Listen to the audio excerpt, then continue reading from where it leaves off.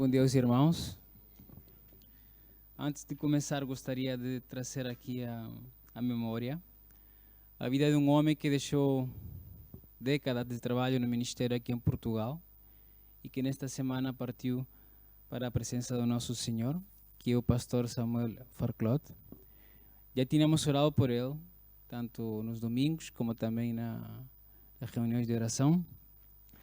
Mas o Senhor decidiu levá-lo neste ano. Estava quase para fazer, acho que para o ano fazia 100 anos de vida. Né? Se não me engano, teve 7 filhas, muitos netos, escreveu livros. Uma pessoa que realmente admirável como foi utilizada pelo Senhor. Eu os convido a orarmos agora pela sua família. É uma família cristã, é verdade que tem o consolo do nosso Senhor, mas também como igreja nos devemos envolver em oração pela família para que possam recuperar-se aos poucos, né, e estar bem nos próximos meses. E alguns, se calhar, já conheceram, algumas das filhas vieram, acho que foi no ano passado, não é? E podemos ver no seu caráter como também mostram a educação do seu pai. Para começar hoje a mensagem, gostaria que os irmãos também abrissem a sua palavra, a sua Bíblia, no capítulo 2 da segunda, no capítulo 3, na segunda carta do apóstolo Pedro.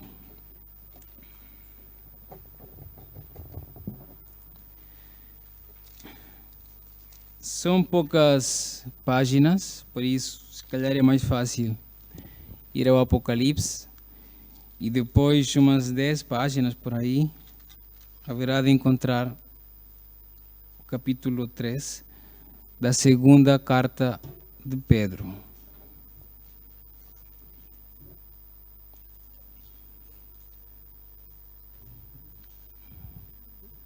Segunda carta de Pedro, capítulo 3. Acho que já a maioria encontrou. Vamos ler do versículo 1 ao versículo 7.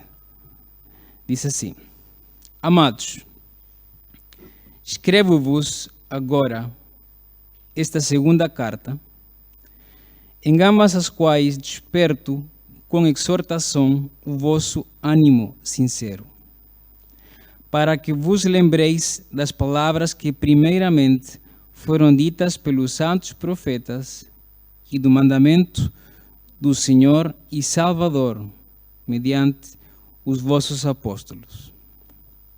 Sabendo primeiro isto, que nos últimos dias virão escarnecedores, andando segundo as suas próprias concupiscências e dizendo: onde está a promessa da sua vinda?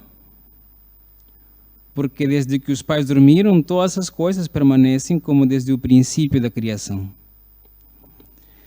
Eles voluntariamente ignoram isto, que pela palavra de Deus, já desde a antiguidade, existiram os céus e a terra, que foi tirada a água e no meio da água que subsiste, pelas quais coisas pereceu o mundo de então, coberto com as águas do dilúvio. Mas os céus e a terra que agora existem, pela mesma palavra se reservam como tesouro e se guardam para o fogo, até o dia do juízo e da perdição dos homens ímpios. Vamos orar. Senhor, esta passagem foi escrita há tantos séculos e queremos te pedir neste momento que tu faças o mesmo que fizeste naquela igreja que recebeu esta carta. Que usamos a tua palavra, Senhor, que acreditemos nela. Confronta cada um de nós particularmente com a tua verdade. Em nome de Cristo Jesus. Amém. Esta segunda carta, irmãos, fala de muitas coisas, mas uma delas, dos temas que fala esta segunda carta, é da segunda vinda de Cristo. É da promessa de que Cristo voltará. Não é?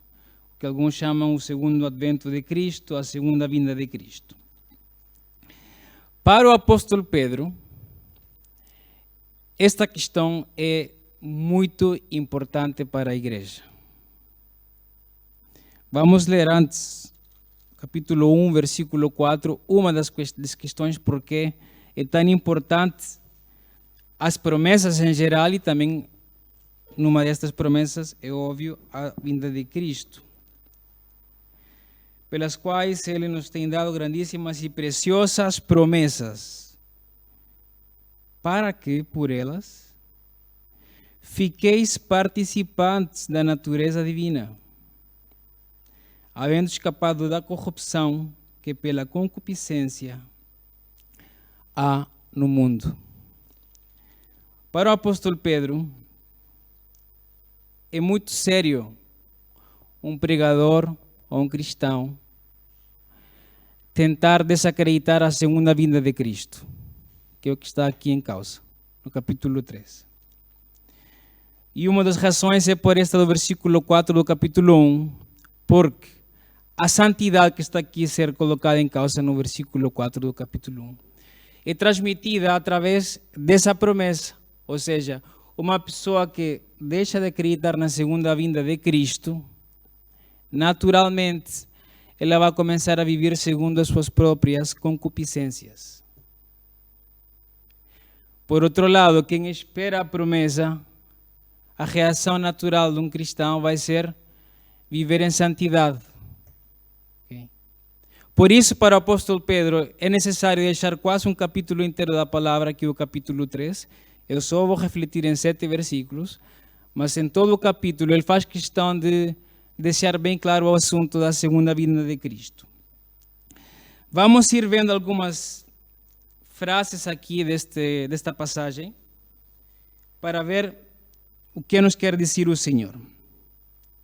Versículo 1 e versículo 2, e vou ler novamente, do capítulo 3. Amados, escrevo-vos agora esta segunda carta, em ambas as quais desperto com exortação o vosso ânimo sincero, para que vos lembrei das palavras que primeiramente foram ditas pelos santos profetas e do mandamento do Senhor e Salvador, mediante os vossos apóstolos.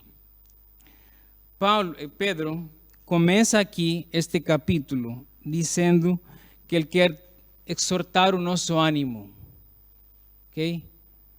Como quem diz, acordem. E qual é o propósito? Nos lembrar de coisas passadas. Há várias semanas, um amigo colocava no Facebook uma frase, acho que foi mesmo aquele que fez aquela frase, muito interessante em relação a isto. Embora era outra passagem que ele estava a meditar. Dizia, heresias novas se combatem com verdades antigas. O apóstolo Pedro, ele não quer trazer coisas novas à igreja. Inclusive o capítulo 3 está cheio do Antigo Testamento e de algumas frases de Cristo Jesus. Um comentário bíblico da Vida Nova também dizia algo semelhante. Citando um outro autor, dizia: não é levado suficientemente em consideração que os homens requerem mais frequentemente ser lembrados do que ser informados. A nossa fé não é mais que uma lembrança do passado, é claro, com uma interação com o Espírito Santo hoje. Então, qualquer questão que seja nova, algum pregador, algum cristão, olha, eu descobri uma coisa nova na vida cristã. A partir daí, deixe de ouvir. Não precisamos nada novo. Cada pregador que está aqui, nós tentamos simplesmente trazer algo que já foi escrito há muito tempo. Vamos continuar a ler para ver o que o apóstolo Pedro nos quer dizer em relação a isto que devia ser lembrado. E diz assim, versículo 3 e versículo 4. Sabendo primeiro isto, que nos últimos dias virão escarnecedores, andando segundo as suas próprias concupiscências e dizendo, onde está a promessa da sua vinda? Porque desde que os pais dormiram, todas as coisas permanecem como desde o princípio da criação. O apóstolo Pedro nos diz 3 informações destes que ele chama de escarnecedores, uma pessoa que zomba ou que goza com algo. Primeiro, eles vão chegar, ok? Poderá ser óbvio, mas às vezes nós podemos ficar surpreendidos quando aparece um falso profeta, ou uma pessoa se desvia do caminho certo, ou um pregador começa a ir por uma linha teológica muito estranha. Biblicamente, um cristão não deveria surpreender-se por isso. Estava escrito já. Então ele diz, vão chegar nos últimos dias, que nos últimos dias é entre a primeira vinda de Cristo e a segunda vinda de Cristo. A partir de aí, são os últimos dias. Segundo, o estilo de vida dos homens. Segunda passagem, versículo 3, diz, andando segundo as suas próprias concupiscências. Homens que não pensam 2 vezes para pecar.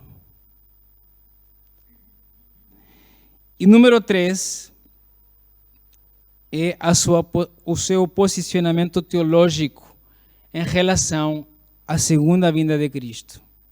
Versículo 4. O que eles dizem, não é? Que Pedro repete, onde está a promessa da sua vinda? Porque desde que os pais dormiram, todas as coisas permanecem como desde o princípio da criação. A pergunta que eles fazem, irmãos, não é para saber, é uma pergunta retórica. A maneira de gozo. Onde está a promessa da sua vinda? Desafiando, provavelmente, a linha mais tradicional que o apóstolo Pedro tinha em relação à segunda vinda de Cristo. Estes homens provavelmente se autoconsideravam cristãos, porque o falso profeta normalmente é tipo um lobo, não é, vestido de ovelha, como é retratado nas Escrituras. Há um pensamento que já estava no século I, com algumas raízes na cultura grega, que consideravam que o mundo era eterno. Ou seja, sempre existiu, continua a existir, continuará existindo. É provável que estes homens que se autoconsideram cristãos vieram dessa linha. Okay? Então eles não achavam sentido algum em pensar que Cristo podia ter o poder de acabar com este mundo. Eles diziam, olha, não faz sentido isso. Também é provável que muitos cristãos no século I, que ingenuamente se calhar pensaram que Cristo ia voltar naquele século, começassem a duvidar de Cristo, de sua promessa de voltar, e começassem a ouvir estes homens que diziam que Cristo não haveria de voltar. Agora, o final do versículo 4 mostra das razões pelas quais estes homens diziam isso. Diz, porque que os pais dormiram, aqui é uma referência a Gênesis, porque foi aos pais que foram dadas o início das promessas, né? Todas as coisas permanecem como desde o princípio da criação, né? Reflete essa questão mais grega. Há um autor chamado Michael Green, o ano passado partiu para a presença do Senhor, teólogo, pastor, e ele fazia questão de dizer assim, resumindo a vida destes homens. Eles acreditavam que o universo de Deus é um sistema estável e imutável, onde eventos como a vinda de Cristo simplesmente não acontecem. E mais numa outra frase, o pastor Michael Green diz, o erro deles foi esquecer-se de que as leis da natureza são as leis de Deus. O erro deles foi esquecer-se de que as leis da natureza são as leis de Deus. Agora, quando Pedro vai refutar, versículos 5, 6 e 7, ele vai trazer várias questões aqui, um pouco densas às vezes, né?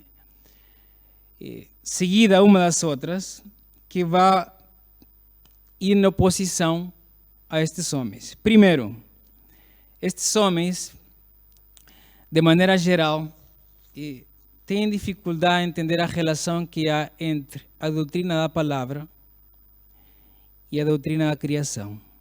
Por quê? A promessa que Cristo nos dá é baseada na sua palavra. Ou seja, ele diz, eu vou voltar.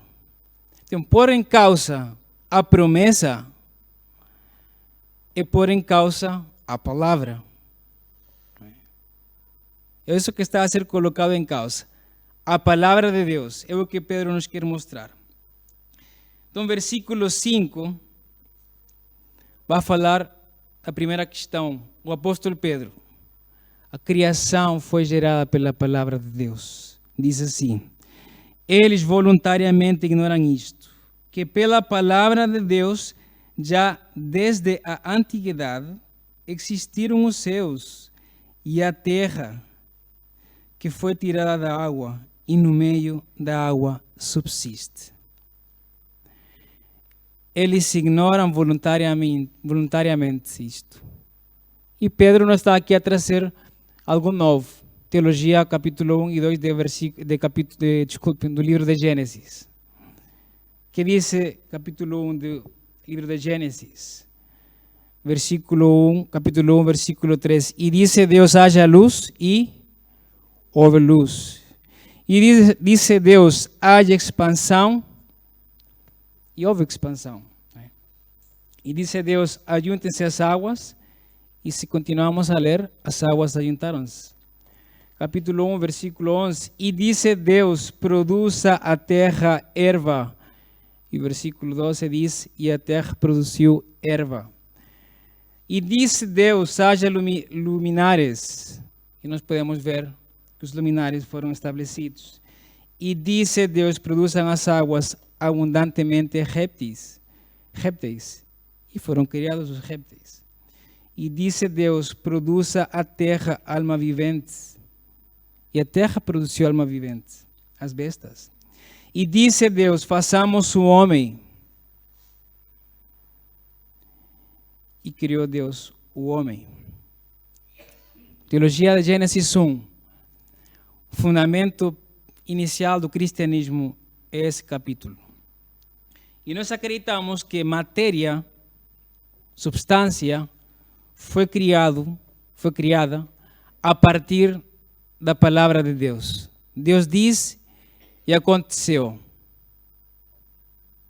Estes homens ignoravam essa questão. Está no capítulo 1 de Gênesis. Quem tem dificuldade em querer isto, capítulo 1 de Gênesis, terá dificuldade em crer em qualquer promessa de Deus, em qualquer milagre. Vai suspeitar de qualquer coisa. Mas isso é normal, acontecem tormentas.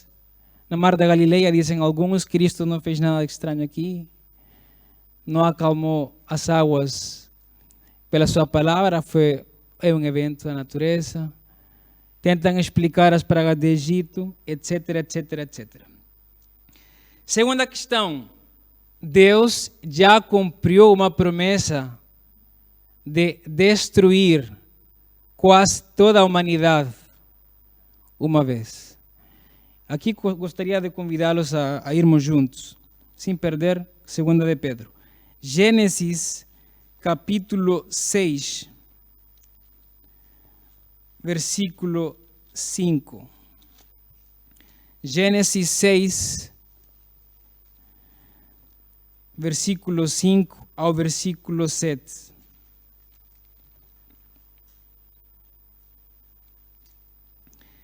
Diz: E viu o Senhor que a maldade do homem se multiplicara sobre a terra, e que toda a imaginação dos pensamentos do seu coração era só má continuamente.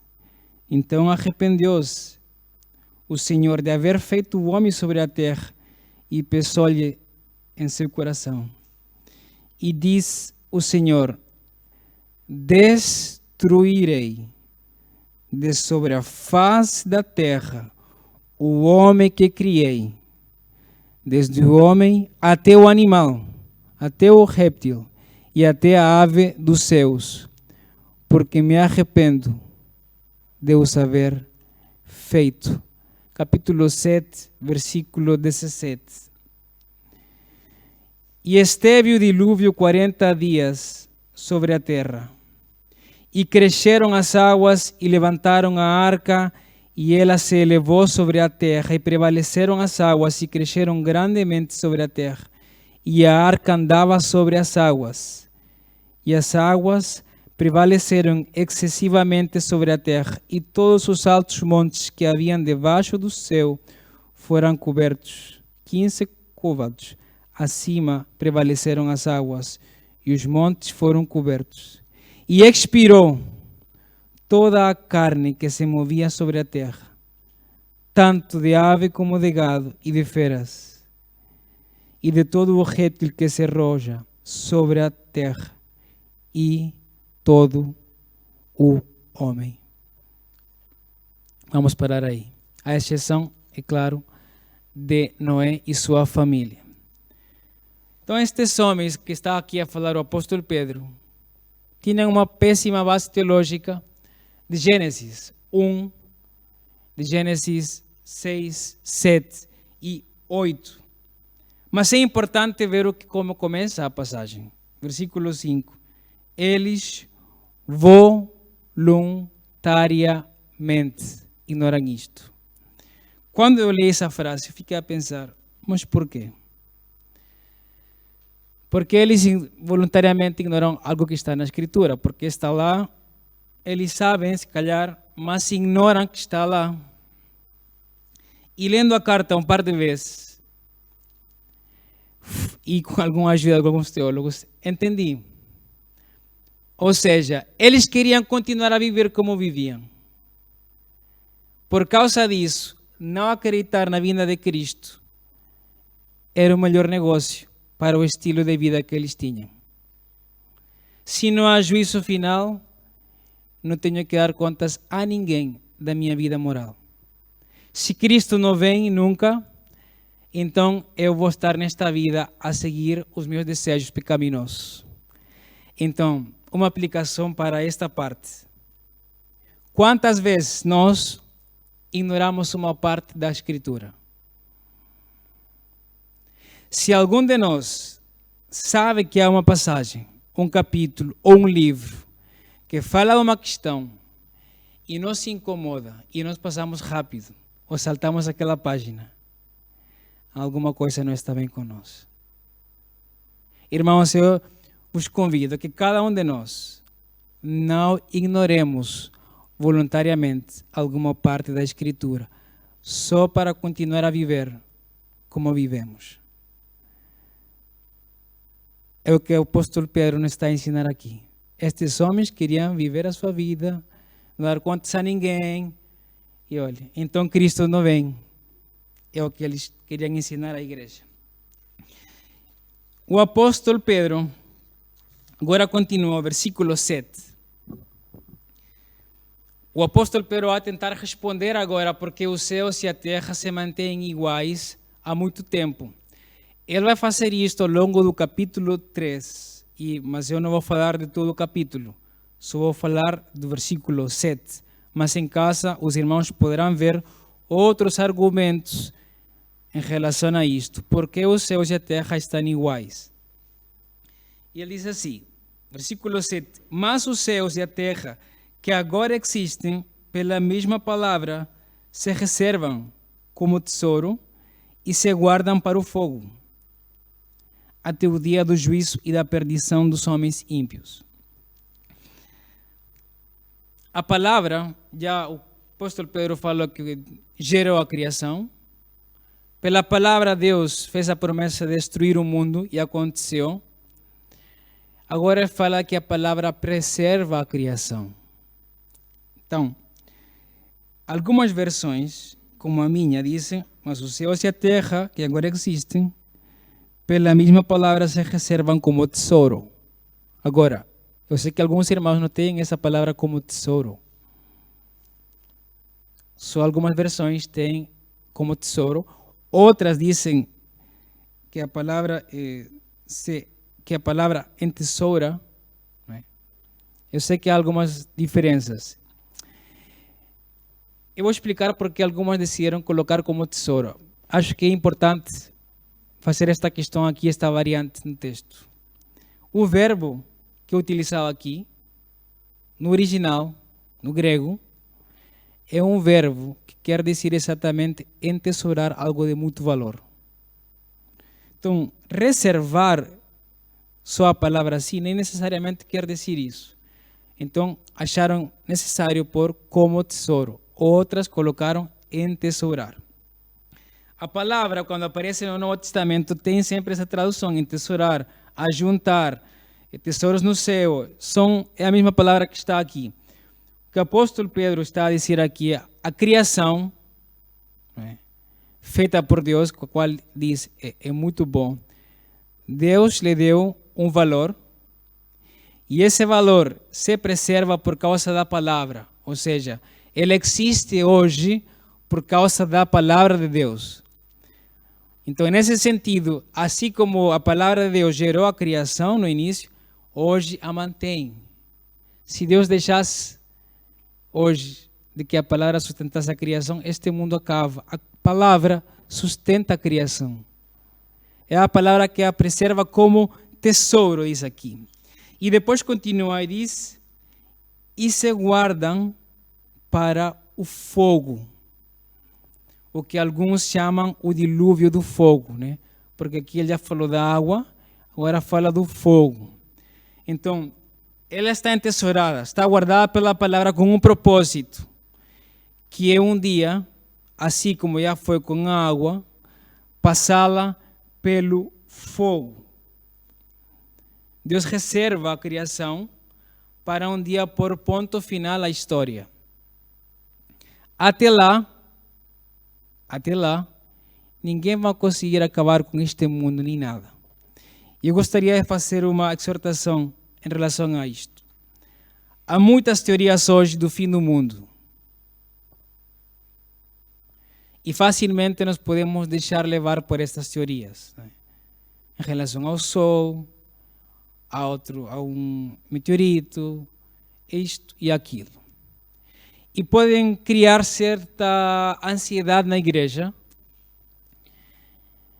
e começar a crer naquilo. Irmãos, o mundo vai acabar quando Deus diga. Deus tem marcado um dia e uma hora para acabar com este mundo, para o seu castigo da vinda de Cristo. Eu vou falar um pouco do juízo. Até lá, não acontecerá nada, a não ser certos eventos catastróficos em algumas partes do mundo, como um terremoto, um furacão. O coronavírus também é parte da criação, é uma proteína, não é, que anda aí por todos os lados. Fora isso, irmãos, ninguém vai conseguir acabar com este mundo. Não acreditemos nas teorias que aparecem, sejam elas por causa da natureza, ou sejam elas por causa da geopolítica, como alguns chamam o holocausto nuclear que haverá de acontecer nos próximos meses. Qualquer pode ficar em pânico. Irmãos, nós acreditamos na promessa. Aí é que vai acabar o mundo. Poderão haver coisas, destruições pontuais, mas o mundo como um todo, só Deus conseguirá acabar com o mundo. Depois, o apóstolo Pedro aqui nos fala e diz, até o dia do juízo e da perdição dos homens ímpios. Quando a palavra do Senhor fala do juízo, nós podemos entender um pouco também este evento, Mateus capítulo 24 e Mateus capítulo 25. Não vamos ler, mas gostaria de trazer à lembrança 3 parábolas do Senhor. A parábola dos 2 servos, das 10 virgens e dos talentos. Quem não leu pode ir à sua casa um dia e ler com calma. Mas todas mostram uma verdade. Quando o Senhor volta, na parábola dos servos, o noivo na parábola das 10 virgens, ou o Senhor, na parábola dos talentos, sempre há dois aspectos na sua vinda. Um é para castigar ao servo mau, as virgens que não foram diligentes e aquele que foi enterrar o talento. Mas na mesma vinda, há outra parte, outro aspecto positivo. Recompensar aquele servo fiel, as virgens que foram diligentes entram nas bodas e aos que investiram os seus talentos e trouxeram mais, foram recompensados. Nesta frase, o apóstolo Pedro nos fala do aspecto negativo, até o dia do juízo e da perdição dos homens ímpios. Ele quer, o apóstolo Pedro, que nós fujamos desse aspecto da vinda, onde os ímpios, e que aqui se subentende que estão incluídos os escarnecedores do versículo 3, haverão de ser castigados por Deus. Nesse momento, no dia do juízo, do fogo, da perdição dos homens, aqueles que decidiram também ouvi-los a estes homens haverão de perecer. Outras considerações, irmãos, para nós como igreja hoje. Nós podemos ver as mesmas coisas que o mundo vê e chegar a conclusões diferentes. Estes homens viam o mundo daquela altura, criação, e tiraram uma conclusão errada. E diziam, olha, Cristo não vem. Pedro olhava a criação e dizia, Deus preserva a criação. Ele a cuida pela sua palavra. Estão a ver? Mesmo episódio, mesmo cenário, conclusões diferentes. O cristão é assim em todo. Vemos o sofrimento, o mundo diz, Deus é mau. A igreja diz, é uma consequência do pecado. Vemos qualquer coisa, o mundo vai tirar uma conclusão diferente. E nós, a igreja, não podemos ter as mesmas conclusões que o mundo. É complicado acreditar o mesmo que o mundo e dizer que somos cristãos, porque estes homens faziam isso. Conclusões diferentes. Uma outra aplicação que eu acho nesta passagem é: tuas convicções sobre a doutrina da criação influenciam profundamente o teu entendimento das Escrituras. Tuas convicções sobre a doutrina da criação influenciam profundamente o teu entendimento das Escrituras. Podemos achar normal acreditar numa das teorias da criação. Isso é ciência, aquilo é religião. Irmãos, o cristão não pensa assim. A palavra não ensina isso. A minha postura perante a criação realmente me ajuda a entender corretamente o resto das Escrituras. Estes homens desprezzaram o capítulo 1 de Gênesis, só um capítulo, e destruíram o resto por ter ignorado esse capítulo. E como última consideração, gostaria também de ver o início da passagem. Pedro começa a frase dizendo, amados, e termina dizendo, ímpios. Nós, a Igreja de Cristo, somos os amados. E quando eu digo a Igreja de Cristo, me refiro aqui à porção do mundo que acredita fielmente no Evangelho de Cristo. Digo isto porque ser parte de uma igreja evangélica não faz com que sejamos parte dessa Igreja de Cristo. A ser aceito numa membresia não faz com que sejamos salvos. Então a exortação aqui continua.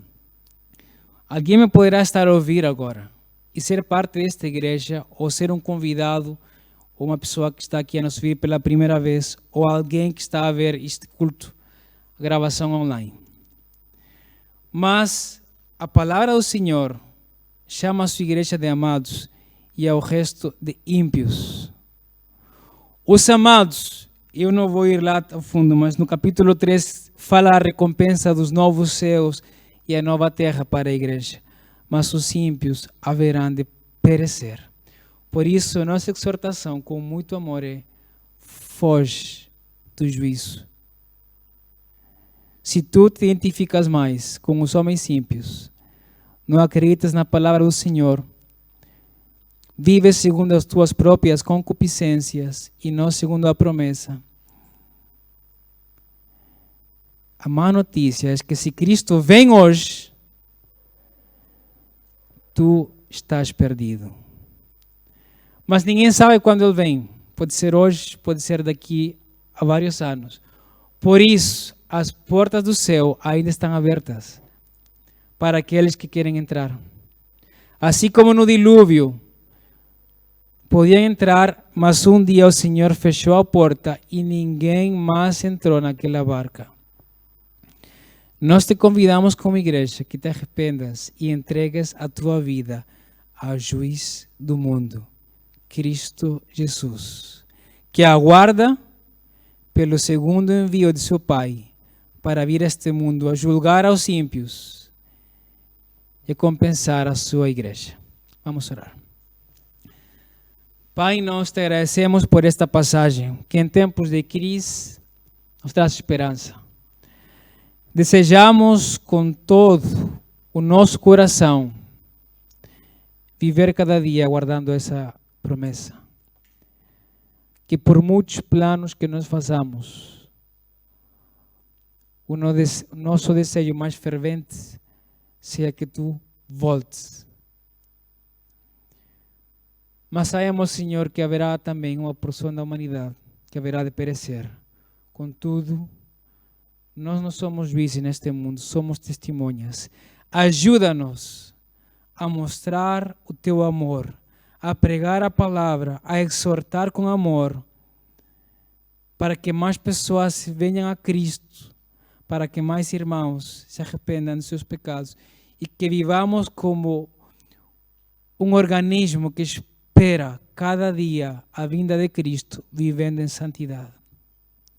Senhor, obrigado por esta porção das Escrituras, também nos dá fundamentos para uma correta interpretação da tua palavra em Gênesis, para entendermos que neste mundo sempre haverá apostasia, Senhor.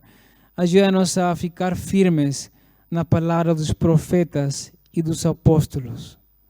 Te agradecemos por este tempo, Senhor, e que como igreja possamos realmente louvar-te e esperar com alegria a volta de Cristo. Em nome de Jesus. Amém.